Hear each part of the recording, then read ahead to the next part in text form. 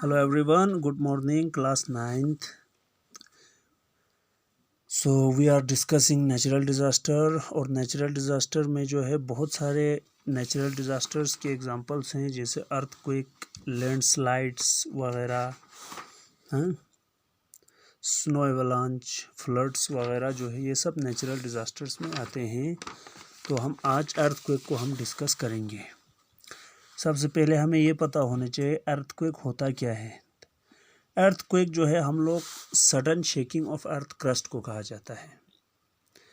तो यहाँ पे लिखा हुआ है earthquake is a sudden shaking of earth surface due to release of energy in earth crust.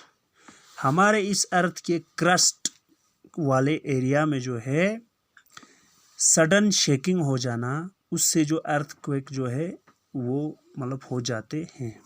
ठीक है, उसको हम लोग अर्थक्वेक कहते हैं। दिस एनर्जी, अब यहाँ पे क्वेश्चन है भाई, ठीक है earthquake is sudden shaking of earth crust, और जब यहाँ पे एनर्जी रिलीज हो जाते हैं हमारे इस अर्थक्वेक में, अर्थ क्रस्ट में, तो वहाँ से जो है अर्थक्वेक आ जाते हैं।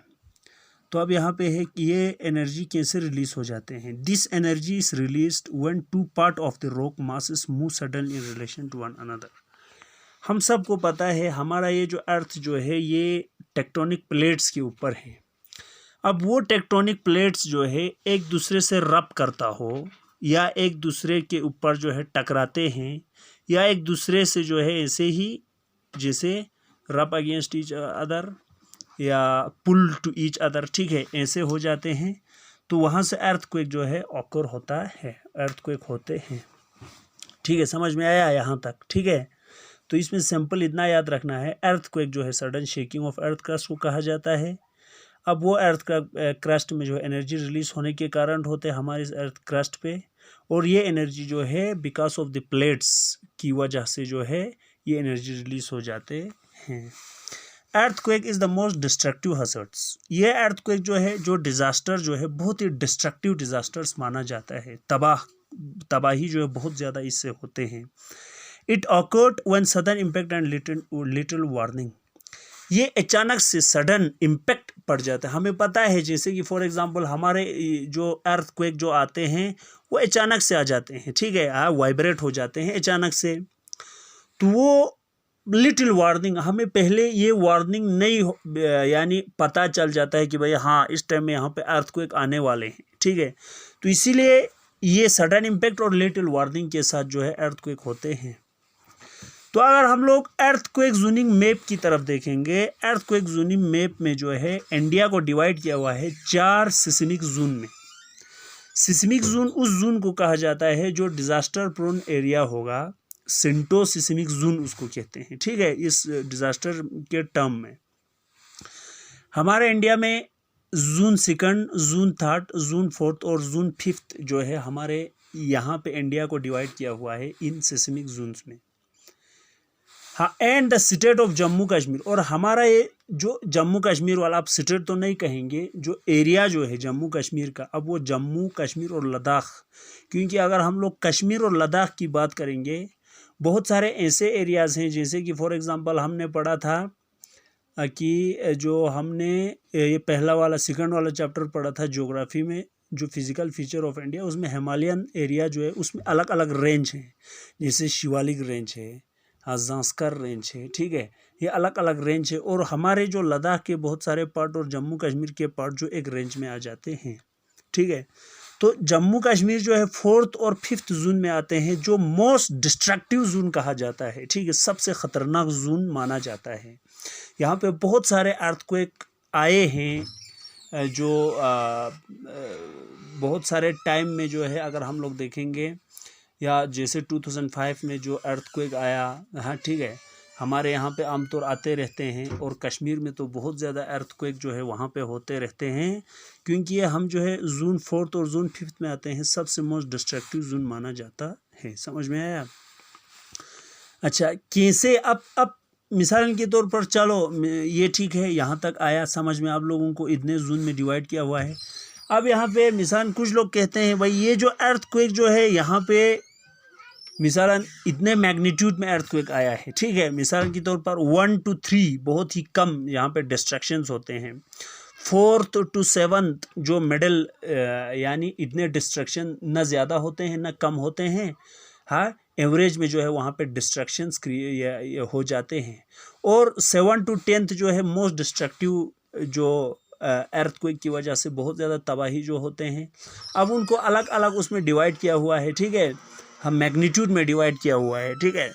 तो मेजरमेंट ऑफ, अब उसको कैसे मेजर करेंगे कि भाई ये कम वाला है या मिडल वाला है या बहुत हाई वाला है, अब हम उसको कैसे मेजर करेंगे? देखो, measurement of earthquake, the amount of energy released by earthquake is measured by use of seismograph, an instrument that records ground vibration. एक इंस्ट्रूमेंट के द्वारा जो है उसको मेजर किया जाता है अमाउंट ऑफ एनर्जी जो रिलीज हो चुका है अर्थक्वेक के कारण, ठीक है, उसको एक इंस्ट्रूमेंट के द्वारा मेजर किया जाता है ग्राउंड वाइब्रेशन को, कि वहाँ कितना वाइब्रेट हो रहे हैं, कितना अर्थक्वेक वहाँ पे जो है हो रहे हैं, ठीक है, किस मिसाल मैग्नीट्यूड में अर्थक्वेक वहाँ पे आया है।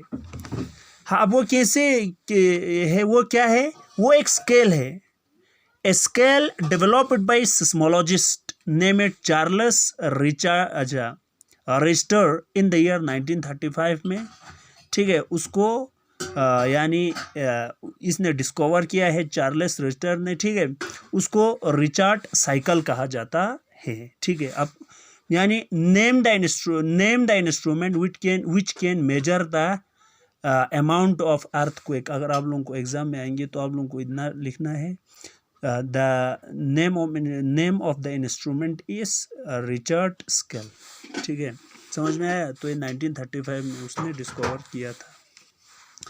यहाँ तक समझ में आया, ठीक है। ये अर्थक्वेक क्या होता है, ये जून है और हम कौन से जून में आते हैं, अब कैसे मेजर किया जाता है, वो 3 हमने पढ़ा। अब उसके इफेक्ट्स क्या हैं।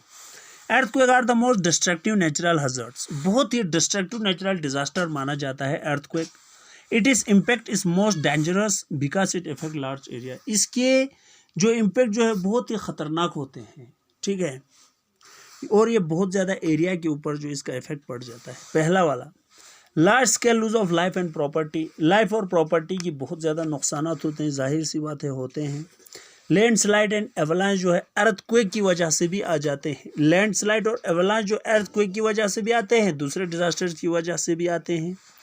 Fire due to damage to electric plants and gas pipeline, जाहिर सी बात है जब वहाँ पे अर्थक्वेक आएंगे बहुत ज़्यादा, अगर बहुत ज़्यादा मैग्नीट्यूड में आया तो हमारे जो इलेक्ट्रिक प्लांट्स जो है यानी वो डैमेज हो जाएंगे और वहाँ से आग जो है यानी निकलने लगेगी, या गैस पाइपलाइन जो है डैमेज होने के कारण वहाँ पे फायर जो है निकल सकते हैं। फ्लड्स ड्यू टू ओवरफ्लो, जब अर्थक्वेक आएंगे तो बहुत ज़्यादा अगर मैग्नीट्यूड में आए तो ओवरफ्लो ऑफ वाटर होगा, तो फ्लड्स वहाँ पे आएंगे। और वहाँ पे अगर कोई डैम बनाया हुआ है तो ब्रेकिंग ऑफ डैम्स ब्रेक होने की वजह से फ्लड वहाँ पे आ जाएंगे, ठीक है जो।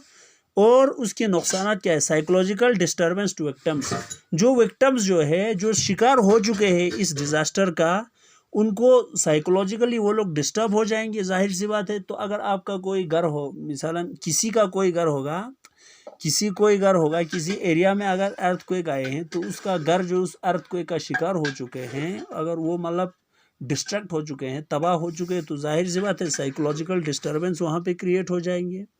डिसरप्शन ऑफ एसेंशियल सर्विस, जो एसेंशियल सर्विस जो है वो डिस्टर्ब हो जाएंगे, लाइट नहीं आएगा, पानी नहीं आएगी, ठीक है, ऐसे जो एसेंशियल सर्विस जो है वो ख़त्म हो सकते हैं। तो ये उसके इफ़ेक्ट्स हैं। तो उसके बाद हम लोग पढ़ेंगे इसको कैसे जो है हम मैनेज कर सकते हैं, how we can manage the disaster management mitigation measures जो है हम लोग कैसे ले सकते हैं इस अर्थक्वेक के टाइम में, वो हम नेक्स्ट वाले टॉपिक में पढ़ेंगे। Thank you.